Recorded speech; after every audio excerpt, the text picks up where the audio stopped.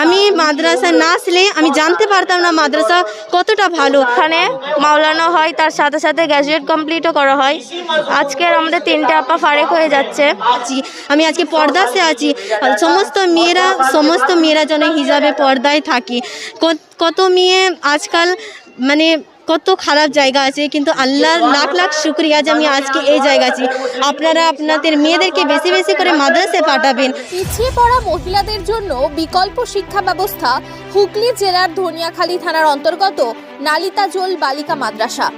আমি মাদ্রাসায় ছোট থেকে আছি, আর এই সামনে বছরে আমরা ফারেক হয়ে যাব।